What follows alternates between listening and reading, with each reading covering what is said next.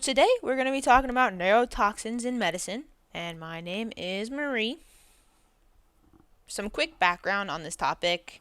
Poison dart frogs are these really cool, very colorful amphibians that are native to Central and South America. There are more than 170 species of these guys. They are members of the family Dendrobididae, and they are famous for secreting various alkaloid neurotoxins.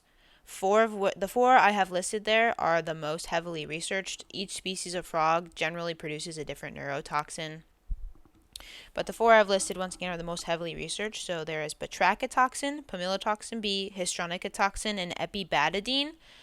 These neurotoxins are extremely potent. So the way these frogs get their name is the tribes native to these areas, Central and South America, would rub the backs of the frogs with darts, causing them to release the neurotoxins in a defensive manner, therefore poisoning the darts, and then they would go use the darts to hunt for food items. The frogs don't actually produce the toxin themselves, they sequester it from their diet exogenously, which basically means that the bugs they eat the plants that contain the toxin. Each frog can secrete 10 times the lethal dose for one human, which is absolutely crazy and just a illustration of how potent these neurotoxins are. The yellow frog that I have pictured up top there that produces batrachotoxin, there is a saying or it's a rule of thumb that at any one time that frog can produce enough toxin to kill 10 grown men. So some quick definitions of two terms that I listed on the previous slide. One is alkaloid. Typically, alkaloids are a basic nitrogen-containing compound produced primarily by plants. Some fungi and bacteria can produce these compounds as well. They are absolutely pervasive in medicine and everyday life. They can be used for anything from an analgesic, antibacterial, antimalarial, psychotropic, and they even have stimulant activity. Some common examples that most everyone is familiar with are morphine, ephedrine, caffeine, and nicotine. What's really cool about alkaloids is not only do we use them for a super wide range of clinical uses, but the effects that they have on the human body are usually pretty strong and dramatic. So it's just something to keep in mind. So a neurotoxin is a type of alkaloid that is a poison that typically has adverse effects on the nervous system. Of those four toxins that I have listed on the very first slide, the most potent, and this is actually considered one of the most potent neurotoxins in nature, is batrachotoxin. So the way it actually works is it blocks neuromuscular transmission. As the action potential travels down the neuron to cause a muscle contraction, it causes depolarization of the membrane, which causes this voltage-gated sodium channel to open, causing repolarization so that the cell membrane get ready for another action potential to travel down. Well, as this channel opens, batrachotoxin allosterically binds to it, causing it to stay open, where sodium floods the muscle cell, causing extreme hyperpolarization. This leads to muscle paralysis, heart arrhythmias, because the heart is a muscle, and asphyxiation and eventually death. The lethal dose 50 for this toxin is 2 micrograms per kilogram. That is extremely potent. That's crazy. Lethal dose 50 is basically means if 10 mice were given this dose, 5 of them would for sure die. That's basically what that means. There is no current clinical uses of batrachotoxin. This can be attributed to its toxicity and difficulty to obtain.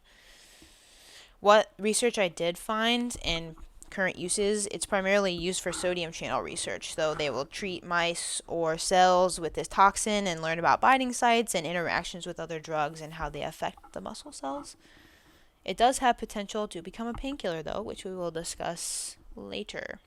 Epibadidine was another toxin that I listed on the very first page. It is the most researched out of the four and came the closest to actually having a clinical use. So epibadidine is really cool because it binds to the nicotinic acetylcholine receptors and induces an action potential causing the release of dopamine and norepinephrine. This, in high doses and toxic doses, leads to nerve damage, paralysis, and coma. However, in very low doses, it can be an extremely powerful analgesic agent that is 100 to 200 times stronger than morphine. This is extremely important and awesome because it uses a different pathway and mechanism than normal opioids that we use right now currently in medicine. Therefore, it is a stepping stone to future pain relievers that could reduce fewer side effects that we're familiar with seeing with opioids, the main one being addiction. So patients will build up tolerance, therefore becoming dependent on the medication. So tolerance and dependent are two major components of addiction that epibadine might be able to get rid of and even be more powerful than the painkillers that we're used to seeing now. It's also possible that epibadine could be applied to Alzheimer's therapy because Alzheimer's is tied very closely with low dopamine levels in the brain. Epibadine is produced by that frog I have pictured there, native to Ecuador. Cool little guy. So the research that I was able to find on various poison dart frog neurotoxins was actually really scarce, and most all of it sourced back to the research conducted by John W. Daly, starting in the 1970s. He was the first to isolate those 4 dart frog poisons that I had listed on the first slide, and spent an extremely long amount of time, 18 plus years, discovering the structure and mechanisms of these toxins. Epibadine was the most promising for obvious reasons that we just talked about. He developed over, I think it was 100 plus analogs and derivatives of epibadine, one which actually went through phase. So it was the active ingredient in a cream, an analgesic cream that they developed. It actually went through phase 1 of drug development, but ended up being abandoned during phase 2 due to adverse side effects that it caused. And the reasons for this lack of research, primarily it's due to the difficulty obtaining natural samples and specimens to test on. So a lot of these frogs are in dense rainforests, dense protected rainforests. A lot of them are endangered. And remember when we mentioned that the frogs themselves don't actually produce the poison? So it becomes difficult because when you bring the frogs into captivity or raise the frogs in captivity, they actually don't have any poison to lend to research because they are not eating the bugs that are eating the native plants. Which is why you see there's a lot of reptile keepers that can actually keep poison dart frogs in their home because they're not actually poisonous since they're not eating the bugs that have the plants that have the poison. Therefore, it is not commercially available. So I only found this one lab who dedicated a lot of time to this. So I think that is a reason why.